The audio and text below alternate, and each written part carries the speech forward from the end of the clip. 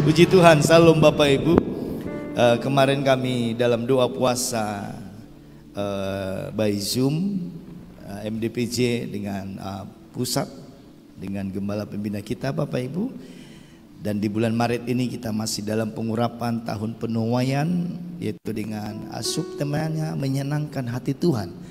Dalam ayat Jeremia pasal 9 ayat 23 kemarin dalam doa puasa di tempat ini kami menerima firman ini. Luar biasa, kita akan baca sama-sama. Jeremia pasal 9 ayat 23. Mari kita baca sama-sama Bapak Ibu. 3, 2, 1. Beginilah firman Tuhan. Janganlah orang bijaksana bermegah karena kebijaksanaannya. Janganlah orang kuat bermegah karena kekuatannya. Janganlah orang kaya bermegah karena kekayaannya. Ayat 24.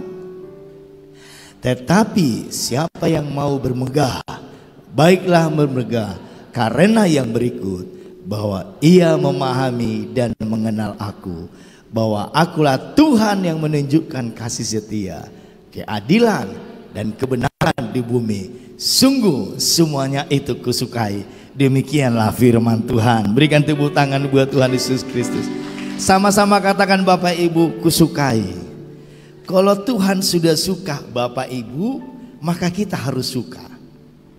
Saya pernah khotbahkan, apa yang Tuhan benci, kita harus benci.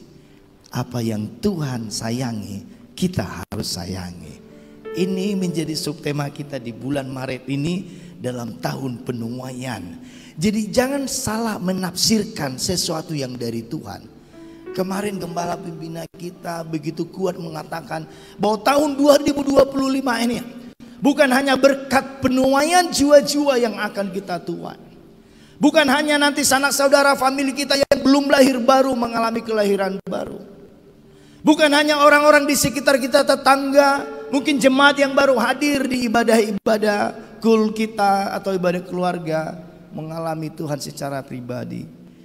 Tapi disampaikan oleh pesan firman Tuhan bahwa berkat-berkat rohani dan jasmani juga kita akan terima dengan iman di tahun ini. Amin Bapak Ibu. Tuhan gak mau kita susah Bapak Ibu. Tuhan gak mau kita menderita. Dan sering sekali penderitaan itu karena kita yang buat sendiri. Jangan sampai salah menafsirkan yang dari Tuhan. Kita harus bisa mempelajari Tuhan sedang melakukan apa. Makanya kalau saya lihat Bapak Ibu di ayat firman Tuhan, khususnya di kitab Amsal, banyak kali berbicara tentang berkat dan kutuk. Jangan sampai berkat yang Tuhan kasih itu jadi kutuk dalam hidup kita. Banyak orang waktu masih susah, sungguh-sungguh datang sama Tuhan, beribadah sungguh-sungguh, berdoa sungguh-sungguh, mengasihi sungguh-sungguh. Tetapi waktu berjalan dia mulai diberkati, usahanya mulai diberkati, promosi demi promosi mulai datang. Tanpa dia sadar dia mulai kehilangan tuntunan Tuhan dalam hidupnya. Inilah yang Tuhan tidak mau Bapak Ibu. Makanya firman Tuhan berkata, siapa yang bisa dipercaya itu yang Tuhan kasih. Saya percaya Tuhan mau kita kaya. Pertanyaannya, kalau kita sudah jadi kaya secara jasmani, apakah kita bisa mempertanggungjawabkan kekayaan itu? Satu hari Tuhan Yesus memberikan perumpamaan. Dia memanggil 3 orang. Yang seorang dikasih 5 talenta, yang 2 dikasih 2 talenta, yang ketiga dikasih 1 talenta. Tapi ditulis di situ di bawah sesuai dengan kesanggupan mereka. Itu dalam bahasa Inggrisnya ability. Jadi kesanggupan mengelola mereka Bapak Ibu. Jangan sampai kita salah mengelola berkat yang Tuhan kasih. Coba kalau kita lihat Amsal 3 ayat 33, dikatakan kutuk Tuhan ada di dalam rumah orang fasik, tetapi tempat kediaman orang benar diberkati. Sebenarnya kita itu standarnya surga diberkati. Yang percaya katakan amin. Tapi kenapa sering sekali kita kehilangan berkat itu? Karena 2 hal. Yang pertama memang ada kebocoran, yang kedua kita salah mengelola. Ada suami-suami yang membelikan berkat uangnya untuk alkohol. Mana ada kadang-kadang ada suami yang membelikan uangnya untuk judi. salah. Ini yang disebut jadi kutuk. Hati-hati Bapak Ibu. Jangan sampai berkat kudus yang dikasih Tuhan di tanganmu itu jadi kutuk. Bukan karena berkatnya, karena kau salah menafsirkan apa yang Tuhan kasih kepadamu. Sampai di sini yang mengerti katakan amin Bapak Ibu. Ya, Tuhan itu baik. Dia Bapa yang baik. Dia selalu pengen engkau baik. Dia selalu rindu engkau bahagia. Pertanyaannya, kenapa kita banyak tidak bahagia? Karena kita salah menafsirkan yang dari Tuhan. Ini janji firman Tuhan. Amsal 5 ayat 18 berkata, diberkatilah kiranya sendangmu, bersukacitalah dengan istri masa mudamu. Ini malah ada yang selingkuh. Kita hancurkan semua sistem standar surga itu. Ini artinya istri masa mudamu, istri pertamamu, setialah. Kemarin saya baru melanjutkan BP2 Counseling. Ada anak pengerja kita, jikalau Tuhan berkenan bulan April ini akan diberkati. Sudah jalan konselingnya lebih kurang 1 bulan. Saya katakan sama mereka, standar kekristenan itu jelas. Perkawinan sekali seumur hidup. Itu standar. Itu standarnya. Amin Bapak Ibu. Jadi cintailah pasanganmu. Memang sudah itu yang Tuhan berikan. Tidak perlu lagi mengorek-ngorek. Mau kelalaian, mau kesalahan, mau apapun itu yang di belakang. Tuhan selalu bermain untuk masa depan kita. Lihat anatomi tubuh kita. Sampai semua Tuhan buat anatomi ini gambaran untuk kita terus melihat ke depan. Saudara, saya punya mobil Bapak Ibu, ada kamera belakangnya. Tentu saudara juga punya mobil begitu. Kalau saya mundur, bagaimana cara saya melihat ke belakang? Saya lihat ke belakang enggak? Saya lihat ke depan. Yang saya lihat apa? Kameranya. Padahal tujuan saya melihat ke belakang. Itu yang dimaksud. Jadi jangan lihat ke belakang lagi, tapi lihatlah yang di belakang itu untuk lompatan ke depan. Karena yang sudah terjadi nggak bisa diubah, tapi engkau bisa mengubah masa depanmu. Israel. Ini diberkatilah kiranya sendangmu. Jadi sendang Anda itu sebenarnya standar surga diberkati. Anak-anakmu pasti diberkati. Yang nakal jadi baik. Jadi ini yang harus kita jaga Bapak Ibu dalam kehidupan kita. Untuk kita menyenangkan hati Tuhan dalam subtema di bulan Maret ini. Sebagai penuai-penuai yang percaya katakan amin. Amsal 10 ayat 6 sampai 7 berkata begini. Berkat ada di atas kepala orang benar, tetapi mulut orang fasik menyembunyikan kelaliman. Ayat ke-7. Kenangan kepada orang benar mendatangkan berkat, tetapi nama orang fasik menjadi busuk. Dan ada ayat 1 firman Tuhan Amsal 10 ayat 22. Ini ayat yang menurut saya saudara pasti sudah tahu sekali ayat ini. Baca sama-sama Bapak Ibu 3, 2, 1. Berkat Tuhanlah yang menjadikan kaya, susah payah tidak akan menambahinya. Ini yang aku percaya Bapak Ibu. Kalau engkau dipercayakan sebuah berkat rohani maupun jasmani, sesungguhnya itu yang membuat jadi karena berkat Tuhan, bukan karena usahamu.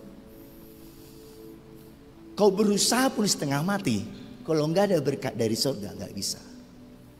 Tapi kalau ada berkat dari atas, maka hikmat dan kebijaksanaan Roh Kudus dalam dirimu akan mengalirkan itu semuanya.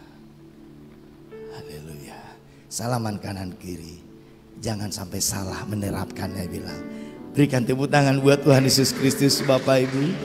Ku cinta kau, rahmat-Mu nyata bagiku. Ku nyanyi kebaikan-Mu Tuhan. Satu hari waktu Yesus sedang berkhotbah, ada ribuan orang yang hadir. Lukas 12 ayat pertama dikatakan, sementara itu beribu-ribu orang banyak telah berkerumun sehingga mereka berdesak-desakan. Lalu Yesus mulai mengajar pertama-tama kepada murid-muridnya, katanya. Luar biasa Bapak Ibu, Tuhan Yesus selalu sedikit memberikan perhatian khusus buat murid-muridnya. Tapi ayat ke-13 Bapak Ibu, ini ayat firman Tuhan ini saya sudah dapatkan lebih kurang 2 bulan yang lalu. Lu nggak salah di akhir Januari. Ini ayat firman Tuhan ini. Dikuatkan lagi bulan kemarin. Ayat 13. Seorang dari orang banyak itu berkata kepada Yesus, Guru, katakanlah kepada saudaraku supaya ia berbagi warisan dengan aku. Rupanya dia punya masalah dengan warisan. Tetapi Yesus berkata kepadanya, Saudara, siapakah yang telah mengangkat aku menjadi hakim atau pengantara atas kamu? Jangan libatkan Tuhan untuk caramu yang salah, Bapak Ibu. Semestinya kau datang sama Tuhan, minta nasihat. Apa yang harus aku lakukan? Kami Bapak Ibu masih hidup sampai sekarang 7 bersaudara, anak orang tua kami. Kampung kami di Muara. Ada rumah kecil di situ, rumah persaktian keluarga kami. Bapak almarhum berkata, Benson, kau nanti di sinilah kau ya, di rumah ini ya. Tapi ya, waktu berjalan saya merantau dan sampai hari ini ada di Lubuk Pakam. Tapi orang tua kami setelah pensiun, bapak mama kami punya rumah di Medan. Sebelum mereka meninggal, apa yang mereka lakukan? Mereka kumpulkan kami semuanya. Almarhum abang saya, nomor 1, nomor 2, kami laki-laki 4, perempuan 3. Nanti setelah saya meninggal, rumah ini tidak boleh ada tinggal di sini. Jual dan bagi semua. Sebegini angka persennya. Menak Bapak Ibu. Orang tua kami meninggal, sebagian uang itu dipakai untuk acaranya. Pertama bapak, kedua inang saya, nama nubuhanau, inong nama nubuhan, borusianturi. Baik-baik kami semuanya, baik-baik kaliannya, baik-baik kami semuanya. Cuman sedikitnya rumah itu, tapi kami anteng damai. Dan ini orang Bapak Ibu, kenapa sampai dia minta Tuhan untuk mengurus cara pembagian warisan yang salah? Abang nomor 2 datang sama saya. Harus ya pudan, alehodo pendeta uang. Waduh, macocok kira-kira pembagian uang. Saya lihat, bisa nggak kasih masukan abang? Abang dah, boleh. Tambahkan 5% buat itu kita. Ya itu saya 3 orang senang sekali. Mulate itu. Tambahkan 3%. Kalau abang-abang setuju, oke. Lanjutkan. Puji Tuhan. Kami bagi rumah yang kecil itu Bapak Ibu. Menak semua. Damai sejahtera. Jangan sampai salah Bapak Ibu. Loh, saya terkejut beberapa hari yang lalu. Saudara kan tahu berita kan? Yang di Sukabumi. Sampai terjadi pembunuhan saudara kandung. Tega membunuh saudara. Itu berita nasional itu. Hanya karena pembagian warisan. Saya terkejut. Kok bisa? Kok tega? Nggak ada lagi bunyi hati nurani terhadap dongar sabu Tuhan. Saudara kandungnya. Seorang abang harus bunuh adiknya hanya karena pembagian warisan yang salah. Ini hati-hati Bapak Ibu. Ini peringatan buat kita. Dan saya pun menyampaikan ini karena belajar untuk taat. Untuk menyampaikan. Saya nggak tahu apa yang terjadi dalam keluarga saudara hari-hari ini. Tapi ketahuilah. Jangan sampai salah menafsirkan yang dari Tuhan itu. Lebih baik engkau kehilangan satu, tapi kau nggak pernah kehilangan Tuhan. Daripada engkau dapatkan sesuatu, tapi kau kehilangan Tuhan. Karena buat apa engkau punya semua dunia ini, tapi jiwamu binasa, kata Tuhan Yesus. Jadi dipikir orang ini dia akan dibela Tuhan. Lalu Tuhan bilang siapa yang mengangkat? Lo kan masalahnya belum jelas. Kamu anak keberapa belum tahu, anak sulung apa, anak tengah apa, anak akhir. Lo tiba-tiba kau menuntut pembenaran dari Tuhan. Ini yang saya sebut minta tolong sama Tuhan terhadap caramu yang salah. Percaya sama saya, firman gak mungkin menolong orang yang salah. Hanya satu yang bisa ditolong kepada orang salah, bertobat atas kesalahanmu. Supaya engkau dibetulkan sama Tuhan. Amin Bapak Ibu. Itu yang betul. Makanya Tuhan bilang ayat ke-16 disambung lagi sama, sebenarnya ini Tuhan ngomong sama orang banyak, tapi tujuannya kayak orang ini. Kemudian ia mengatakan kepada mereka suatu perumpamaan, katanya, ada seorang kaya, tanahnya berlimpah-limpah hasilnya, luar biasa. Ia bertanya dalam hatinya, apakah yang harus aku perbuat sebab aku tidak mempunyai tempat di mana aku dapat menyimpan hasil tanahku. Lalu katanya, inilah yang aku perbuat. Aku merombak lumbung-lumbungku. Aku mendirikan yang lebih besar. Aku menyimpan dalamnya segala gandum dan barang-barangku. Sesudah itu aku akan berkata kepada jiwaku, jiwaku, ada padamu banyak barang tertimbun untuk bertahun-tahun lamanya. Beristirahatlah, makanlah, minumlah, dan bersenang-senanglah. Baca sama-sama ayat 20 Bapak Ibu, 3, 2, 1. Tetapi firman Allah kepadanya, hai engkau orang bodoh, pada malam ini juga jiwamu akan diambil daripadamu. Dan apa yang kau sediakan untuk siapakah? Ini orang jelas-jelas salah menafsirkan berkat yang Tuhan kasih dalam hidupnya. Hanya untuk aku, dan aku. Padahal dia nggak tahu bahwa jiwanya tergantung kepada Tuhan. Ini 1 kali 24 jam loh, bukan 2 kali 24 jam. Malam ini juga nggak dibilang begini, kapan-kapan jiwamu bisa diambil atau minggu depan. Tidak, malam ini juga jiwamu akan diambil, engkau akan mati. Hati-hati Bapak Ibu. Jangan salah menafsirkan yang dari Tuhan itu. Ini yang membuat kita mabuk dalam kesalahan. Semestinya yang kau pikirkan itu, siapakah orang miskin di sekitar aku? Seperti Lazarus dan orang kaya. Semestinya yang kau pikirkan dulu, ada enggak keluargaku yang masih sangat kekurangan? Itu dulu yang ditolong, bro. Jangan kepada dirimu saja. Ayat 21. Demikianlah jadinya dengan orang yang mengumpulkan harta bagi dirinya sendiri, jikalau ia tidak kaya di hadapan Allah. Rupanya Bapak Ibu, kekayaan itu yang terutama adalah kekayaan di hadapan Tuhan. Itu yang utama. Jangan sampai kita begini Bapak Ibu, malam ini juga jiwamu akan diambil daripadamu. Luar biasa ya. Saudara tahu kan kisah orang kaya itu? Coba kita lihat dalam Lukas.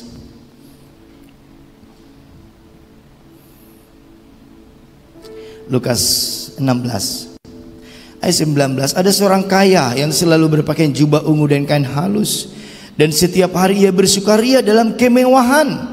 Dan ada seorang pengemis bernama Lazarus, badannya penuh dengan borok, berbaring dekat pintu rumah orang kaya itu.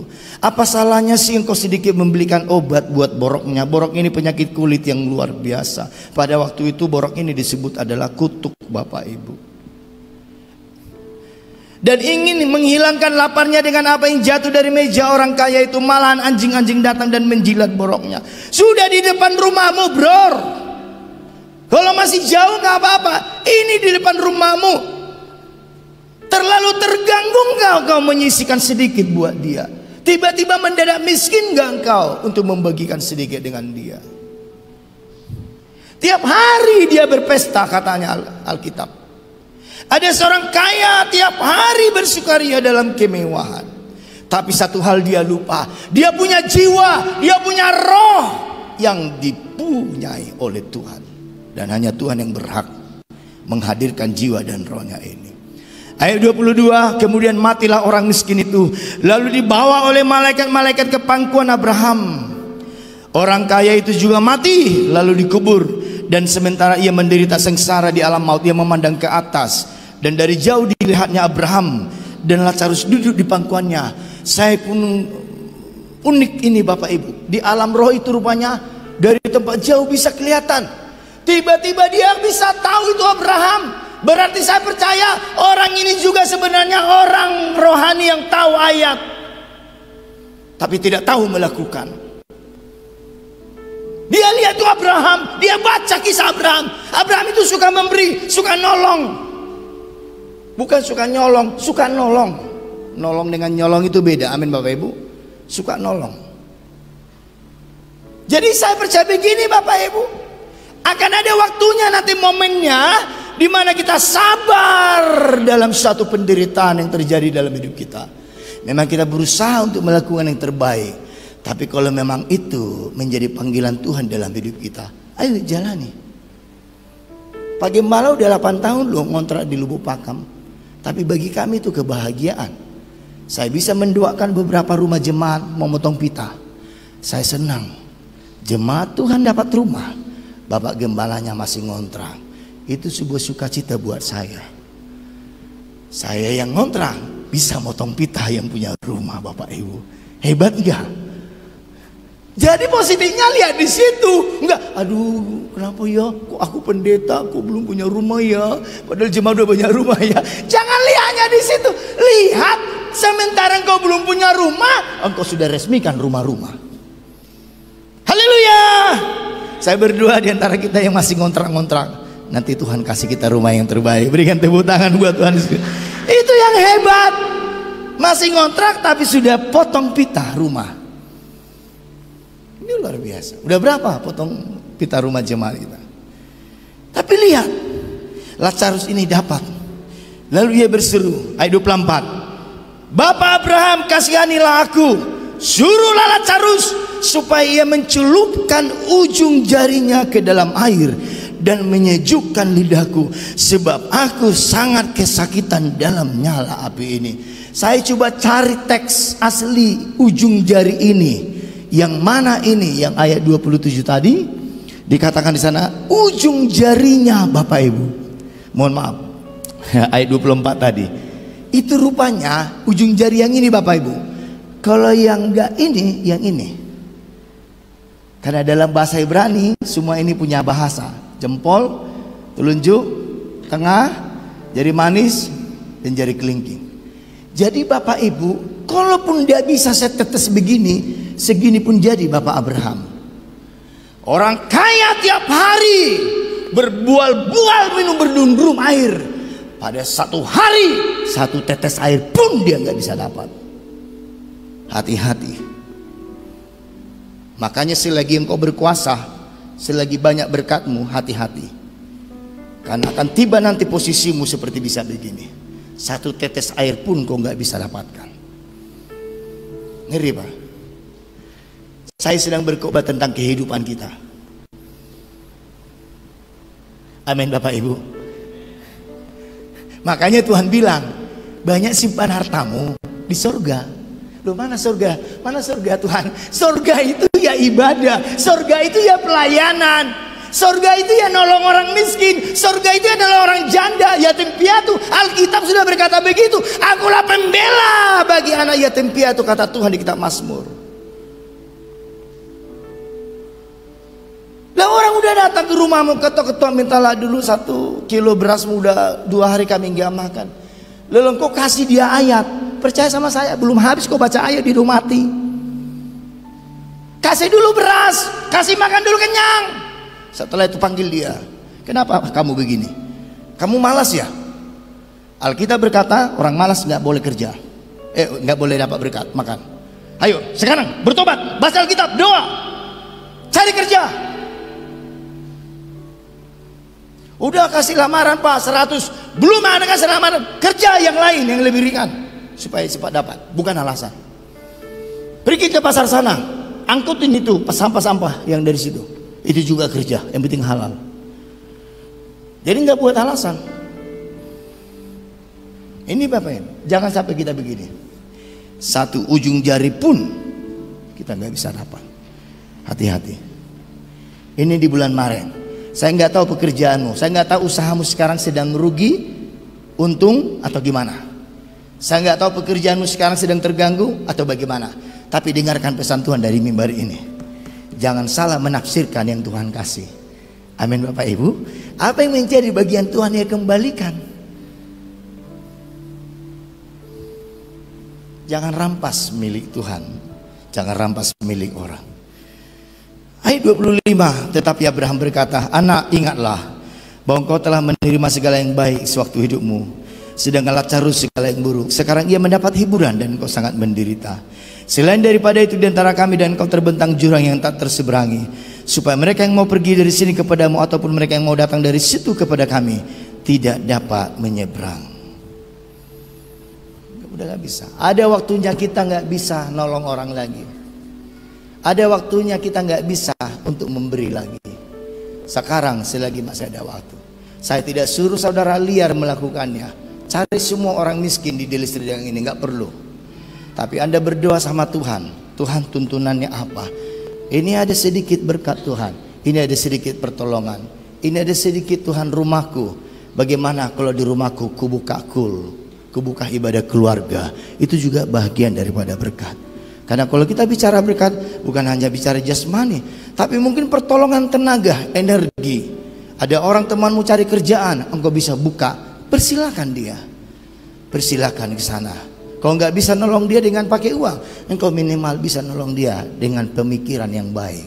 Amin Bapak Ibu, itu yang betul. Makanya kita bisa menyenangkan hati Tuhan. Itu subtema di bulan Maret ini. Dari tema penuaian, belajar menyenangkan hati Tuhan. Sama-sama katakan menyenangkan hati Tuhan.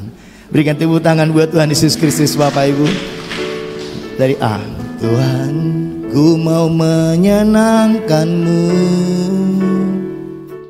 Lebih kurang belasan tahun yang lalu saya masih ingat di malam Natal Bapak Ibu. Saya sama Mami pergi kepada sebuah keluarga jemaat. Masih jam 8 malam saya ingat.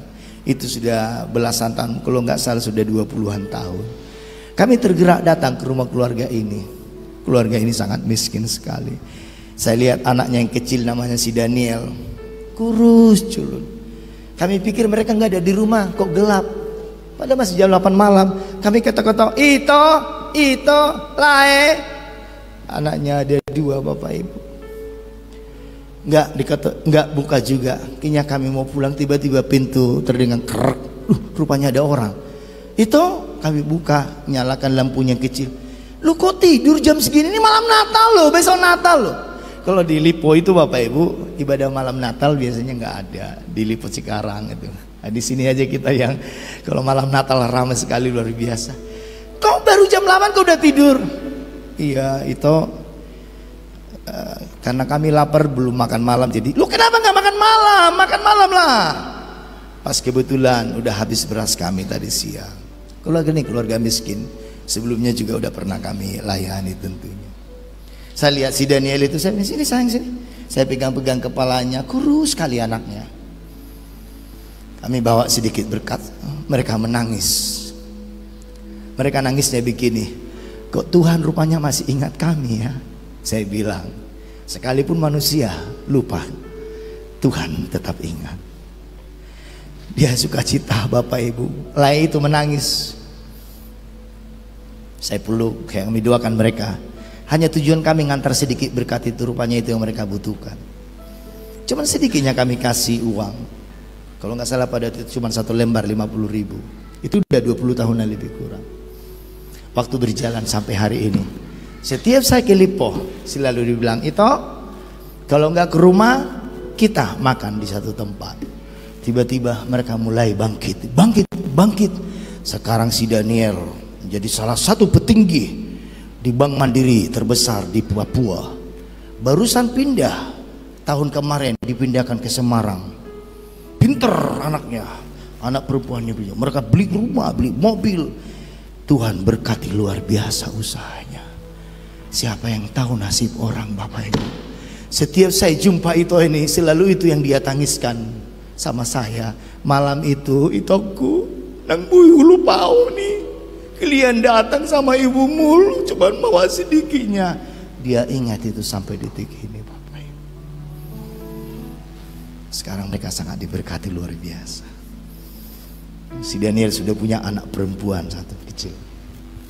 Daniel, kau dulu kecil dulu, sekarang kau gemuk.